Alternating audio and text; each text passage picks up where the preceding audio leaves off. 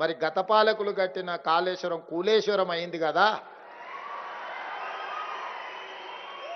కూలిపోయిన కాళేశ్వరాన్ని చూపించి ఆ పార్టీని రద్దు చేస్తారా, లేకపోతే వాళ్ళందరినీ వీళ్ళని తొలగించినట్టు మొత్తం ఉద్యోగాల నుంచి తొలగించడానికి అవకాశం ఉందా అని నేను అడిగిన. నిజంగానే చిన్నదో పెద్దదో తప్పు జరిగితే మొత్తం వ్యవస్థనే రద్దు చేసిండు. 1,00,000 కోట్లు ఖర్చు పెట్టిన కాళేశ్వరం కట్టడం కూలడం 3 ఏళ్లలోనే జరిగిపోయింది. మరి వాళ్ళనేమనాలి, వాళ్ళకేం శిక్ష విధించాలనో నేను కాదు, ఈ ప్రశ్న నేను అడగను.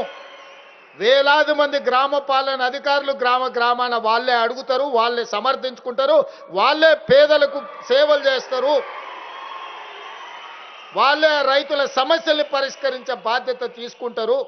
ఎందుకంటే ఎంతో వ్యతిరేకత వారు కల్పించిన ఈరోజు మా రెవెన్యూ శాఖ మంత్రి బలంగా వాదించి ఈరోజు ఈ వ్యవస్థను పునరుద్ధరిస్తున్నాడు.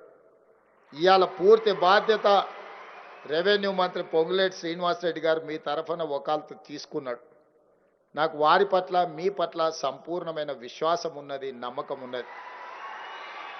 తెలంగాణ సాధనలో భాగస్వాములైన మీరు, ప్రజాపాలన అధికారంలోకి రావడానికి భాగస్వాములైన మీరు ఈ ప్రభుత్వానికి చెడ్డ పేరు వస్తే నాకు, మీకు, మీ సోదరుడు పొంగులేటి శ్రీనివాసరెడ్డి గారికి కూడా చెడ్డ పేరు కాదా?